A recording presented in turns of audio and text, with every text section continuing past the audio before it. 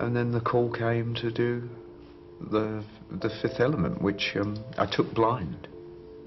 So I just got the call from the south of... Few sci-fi films have dazzled audiences like The Fifth Element.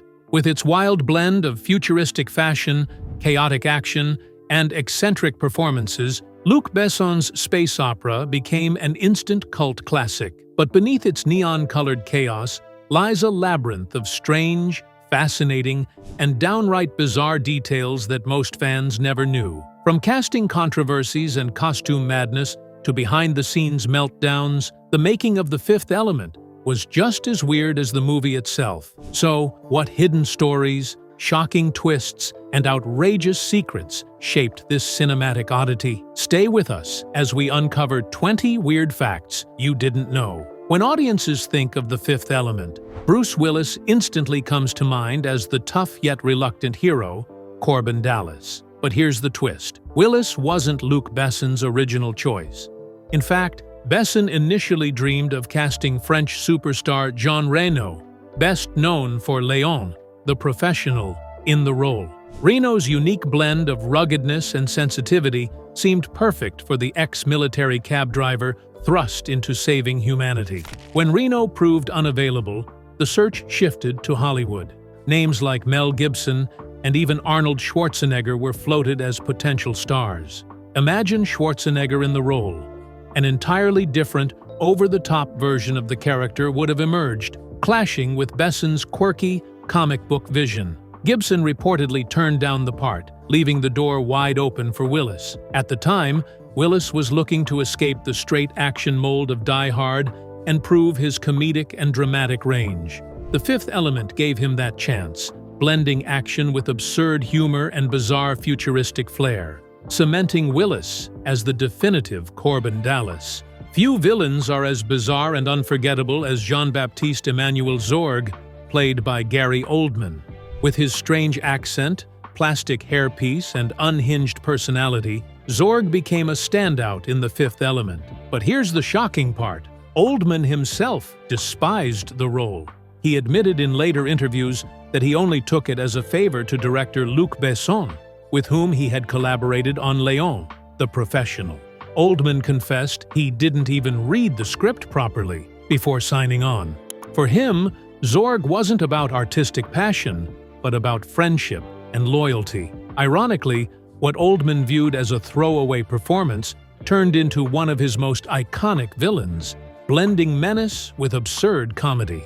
Even stranger, Zorg never actually shares a scene with Bruce Willis's Corbin Dallas, the film's hero. This unusual narrative choice baffled some viewers, but only added to the character's surreal impact. Despite Oldman's distaste, his eccentric turn gave The Fifth Element a villain as weird and memorable as the movie itself. If The Fifth Element looks like no other sci-fi movie, credit goes to fashion designer Jean-Paul Gaultier. Known for his outrageous avant-garde style, Gaultier was tasked with creating the film's costumes. But instead of designing just the main character's wardrobes, he went all in, designing outfits for virtually everyone who appeared on screen. From background extras in futuristic airports to nightclub patrons and space travelers, Gaultier personally oversaw more than 1,000 unique costumes. This obsessive attention to detail came at a price. The costume department ballooned in scope, consuming a massive portion of the film's budget. Gaultier's designs were often so elaborate, they had to be handcrafted, requiring extensive fittings and multiple versions to withstand the action scenes. Some crew members later joked that the wardrobe alone could have bankrupted the production, but the risk paid off. The outrageous fashion became one of the film's defining features, instantly recognizable and endlessly imitated. Without Gaultier's futuristic imagination, The Fifth Element wouldn't have achieved its unforgettable, otherworldly aesthetic. One of the strangest and most brilliant decisions in The Fifth Element was giving Milla Jovovich's character, Leelu, her very own alien language. Instead of using random sounds or scripted gibberish, director Luc Besson and Jovovich actually collaborated to invent an entirely new tongue. They developed a vocabulary of about 400 words, complete with its own grammar and syntax. Jovovich practiced it relentlessly, treating it like a real second language. The result was startling. In her scenes with Bruce Willis, Leelu's dialogue didn't just sound like nonsense. It carried rhythm, structure, and meaning. Jovovich later revealed that she and Besson could even hold conversations in the made-up tongue, though most of the crew had no idea what they were saying. This dedication gave Leelu an authenticity rarely seen in sci-fi characters. Rather than sounding like an actor reciting gibberish, Jovovich embodied an otherworldly being whose culture extended beyond what audiences could see. It's a weird detail, but one that made Leelu unforgettable. Chris Tucker's outrageous Ruby Rhod is one of the most divisive characters in The Fifth Element. Some viewers found him hilarious, others unbearably over the top. But the weirdest part? Ruby was directly inspired by flamboyant real-life celebrities. Director Luc Besson admitted that Ruby's high-pitched voice, gender-bending style, and eccentric energy were modeled after Prince. Besson even approached Prince to play the role, but when the pop icon saw the costume sketches, fishnet bodysuits, leopard prints, and that infamous rose-shaped jumpsuit, he declined, reportedly saying the outfits were a bit too much, even for him. Chris Tucker stepped in and made Ruby his own, drawing on the wild stage personas of Prince and Michael Jackson to craft a character unlike anything sci-fi had ever seen. His rapid-fire delivery and outrageous mannerisms turned Ruby into both comic relief and cultural commentary, embodying the film's theme of excess and chaos. Love him or hate him, Ruby Rhod is unforgettable, and that was exactly the point. The blue-skinned Diva Plavalaguna delivers one of the most mesmerizing moments in The Fifth Element, an operatic aria that suddenly transforms into a futuristic techno showcase. But here's the twist. The song was literally impossible for a human to perform live. The melody included jumps, runs, and notes that no trained opera singer could hit in sequence. To solve this, composer Eric Serra recorded a professional soprano singing the operatic portion, then digitally manipulated the track to achieve the impossible vocal leaps. The result was otherworldly, pushing beyond the limits of human performance to create something alien yet beautiful. Actress Mai Wen, who played the diva, didn't sing a note on screen. Instead, she carefully timed her movements to the manipulated track, creating the illusion of an otherworldly performance. The sequence became one of the film's highlights, blending old-world opera with futuristic sound design. Even today, fans and singers alike marvel at the diva's aria, a piece of music literally crafted to sound superhuman. The origins of The Fifth Element trace back much further than most people realize. Luc Besson didn't dream up his wild, neon-soaked sci-fi epic in the 1990s. It started when he was just a teenager. Growing up in France, Besson filled notebooks with drawings, character sketches, and story ideas for a sprawling, futuristic universe. At only 16, he imagined a world filled with flying cars, alien languages, and colorful heroes battling cosmic forces of good and evil. Many of these early sketches eventually evolved into the characters and settings we now recognize in the movie, proof of how deeply personal the story was for him. For years, Besson carried this teenage dream in his back pocket, waiting until he had the experience and resources to bring it to life. By the time The Fifth Element was released in 1997, the project had been gestating for over 2 decades. What began as a teenager's doodles had grown into one of the most eccentric, ambitious sci-fi films ever made. Before Bruce Willis ever stepped into the flying taxi of Corbin Dallas, another Hollywood heavyweight nearly claimed the role, Mel Gibson. In the early 90s, when The Fifth Element was still in development, Luc Besson's producers courted Gibson aggressively. Coming off hits like Lethal Weapon and Braveheart, he was one of the biggest stars alive and seemed like a natural fit for the wisecracking ex-soldier. But Gibson wasn't sold. Reports suggest he found the script too strange, too chaotic, and maybe even too risky for his career at the time. He declined, leaving the production scrambling for a replacement. That rejection may have been the film's saving grace. When Bruce Willis came on board, he brought a grounded, sardonic energy that perfectly balanced the film's over-the-top weirdness. While Gibson's intensity might have clashed with Besson's playful vision, Willis's weary, blue-collar charm made Corbin relatable amid the madness. In a strange twist of fate, Gibson's No paved the way for Willis to create one of his most iconic roles. One of the strangest and most expensive facts about The Fifth Element is the sheer volume of costumes. Jean-Paul Gaultier didn't just design outfits for the main cast, he personally created more than 1,000 unique costumes for extras, background characters, and minor roles. Every alien, space traveler, and nightclub patron had a meticulously crafted look, each reflecting the film's chaotic, neon-fueled universe. The process was exhausting. Each piece had to be hand-fitted, photographed, and occasionally remade for action scenes. Crew members later admitted that wardrobe changes sometimes delayed shooting by hours, as actors and extras navigated elaborate outfits designed to impress rather than ease movement. Despite the headaches and skyrocketing costs, the costumes became a defining feature of the film. They gave the streets of futuristic New York a surreal, comic book aesthetic, and made the movie instantly recognizable. Without Gaultier's obsessive attention to detail, The Fifth Element might have looked ordinary, but instead it became a dazzling spectacle of imagination and eccentricity.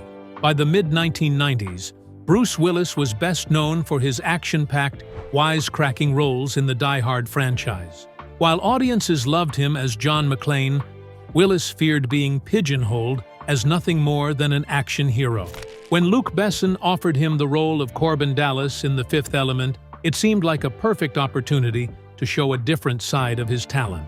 Willis was drawn to the film's unusual mix of absurd comedy, romantic moments, and futuristic chaos. Unlike traditional action movies, The Fifth Element allowed him to explore sarcasm, wit, and deadpan humor, while still engaging in thrilling stunts.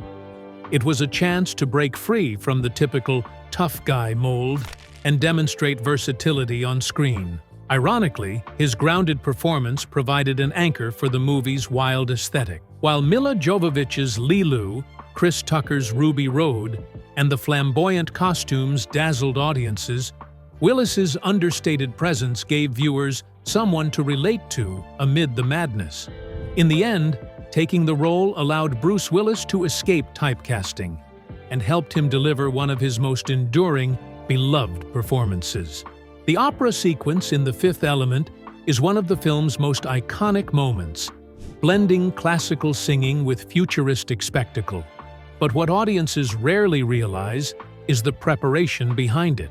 Actress Mai Wen, who played the diva Plava Laguna, spent months training to synchronize her movements perfectly with the pre-recorded, digitally enhanced soprano vocals. Every gesture had to match impossible notes, leaps, and tempos, an almost superhuman task. Even the orchestra and choir recordings were meticulously timed so that Mai Wen's on-screen performance appeared seamless. Crew members often marveled at the precision required.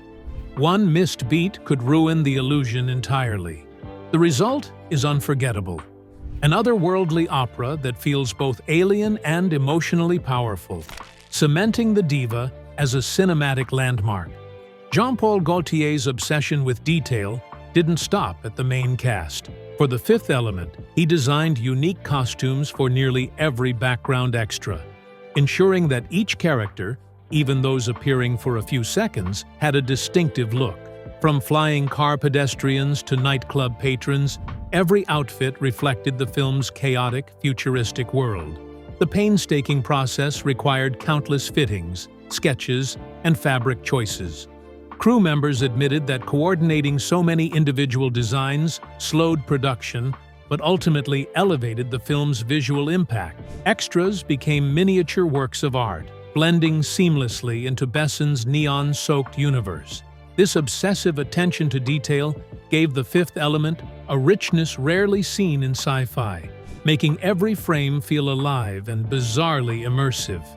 The Fifth Element was a visual feast, but that feast came with a staggering price. Jean-Paul Gaultier's elaborate costumes, massive sets, and groundbreaking special effects caused the budget to balloon far beyond initial estimates. At one point, the production teetered on the edge of collapse, with financiers worried that the extravagant vision might never pay off. Luc Besson, however, refused to compromise his creative vision. He pushed forward, juggling delays, reshoots, and soaring costs to bring his neon-drenched futuristic universe to life. Crew members later described the set as chaotic but exhilarating, a place where ambition collided with practical limits. Ultimately, the gamble paid off. The film's audacious visuals helped it become an unforgettable sci-fi classic, despite its financial peril. One of the most surprising off-screen facts about The Fifth Element involves its director, Luc Besson, and lead actress Milla Jovovich. While shooting, their professional relationship was intense but strictly creative. However, after filming wrapped, their collaboration sparked a real-life romance. Besson and Jovovich's connection deepened quickly, and in 1997, shortly after the movie's release, they married. Their union shocked fans, blending cinematic magic with real-world drama. The director-actress dynamic added an unusual layer to the film's production, making Besson's vision feel intensely personal. Though the marriage eventually ended, it remains a bizarre footnote in cinematic history, proof that the wild energy of The Fifth Element extended far beyond the screen. Believe it or not, Ruby Rhod, the flamboyant, high-energy radio host played by Chris Tucker, was originally written as a female character. Luc Besson envisioned a hyper-stylized, gender-bending performer to add eccentricity to the futuristic world. When Tucker auditioned, Besson was blown away by his energy, improvisation, and charisma. Seeing Tucker's potential, he rewrote the role specifically for a male actor, keeping the character's outrageous style, rapid-fire delivery, and flamboyant costumes intact. This gender swap gave Ruby Rhod an unpredictable, surreal quality that became one of the film's most talked-about aspects. Tucker's performance pushed boundaries, making Ruby simultaneously hilarious, bizarre, and iconic, cementing him as a memorable and controversial highlight of The Fifth Element. The Fifth Element pushed the boundaries of 1990s visual effects, blending miniature models, CGI, and practical stunts in ways that were revolutionary at the time. The cityscapes of futuristic New York, with soaring flying cars and neon skyscrapers, required painstaking work, combining physical models and computer-generated imagery. Effects teams spent months layering shots, creating seamless blends that made the world feel immersive and chaotic. Even small details, like holograms, advertisements, and alien designs, were crafted to maintain a fully realized universe. By combining traditional techniques with emerging CGI technology, The Fifth Element set new standards for sci-fi visuals. Its influence can still be seen in futuristic films that followed, proving Besson's ambitious vision was years ahead of its time. Gary Oldman's role as the villainous Zorg is unforgettable, but he didn't take the part out of passion. In interviews, Oldman admitted that he only agreed to play the eccentric antagonist as a favor to Luc Besson, with whom he had previously worked on Léon, the Professional. Despite his lack of enthusiasm, Oldman delivered a performance that perfectly balanced menace and absurdity. His bizarre voice, dramatic gestures, and over-the-top style became a defining feature of the film. Ironically, what Oldman considered a favor turned into one of his most iconic roles. Fans and critics alike praised his unsettling yet captivating presence, proving that sometimes even reluctant performances can create cinematic magic. Milla Jovovich's bright orange hair as Leelu is one of The Fifth Element's most striking visual elements, but it came at a personal cost. The intense coloring process involved harsh chemicals that repeatedly irritated her scalp, causing pain and temporary damage during filming. To maintain the vibrant hue, Jovovich underwent multiple dye sessions each week, often while performing demanding stunts and fight scenes. Crew members recalled her joking through the discomfort, but secretly struggling with the constant burning and itching. Despite the physical toll, the hair became an iconic symbol of Leelu's otherworldly identity. Its intensity visually reinforced her alien nature, making it one of the most memorable and bizarre aspects of the film, and a testament to Jovovich's dedication to the role. The Fifth Element drew heavily from French comic books, particularly Besson's own Valerian and Laureline series, influencing the film's eccentric visuals, alien designs, and chaotic cityscapes. Yet this homage didn't sit well with everyone. Critics argued that the movie leaned too heavily on comic book aesthetics, making the world feel cartoonish rather than cinematic. Besson embraced the style intentionally, using exaggerated colors, bold costumes, and surreal architecture to reflect the source material. Still, some French and international critics accused him of prioritizing style over substance, calling the film visually overwhelming and narratively thin. Despite the controversy, the comic book influence became part of its charm. Fans celebrated the bold, eccentric energy, cementing the movie's status as a cult sci-fi masterpiece. When The Fifth Element premiered in 1997, critics were divided. Some praised its inventive visuals, imaginative world-building, and charismatic performances, while others dismissed it as chaotic, overly stylized, and narratively thin. Gary Oldman's bizarre villainy, Ruby Rhod's flamboyance, and Leelu's alien antics polarized audiences and reviewers alike. Despite the mixed reception, the film found its audience.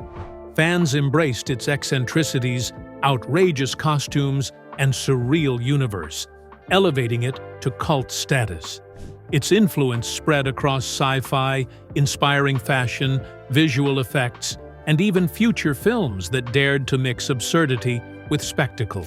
What was initially controversial became beloved, proving that sometimes the weirdest, most audacious movies leave the longest-lasting mark on pop culture. The Fifth Element may have baffled critics, but its wild visuals, eccentric characters, and surreal world-building have cemented it as a cult classic. From Leelu's alien language to Ruby Rhod's outrageous antics, the film's weirdness became its strength, reminding us that true cinematic magic often comes from the strangest places.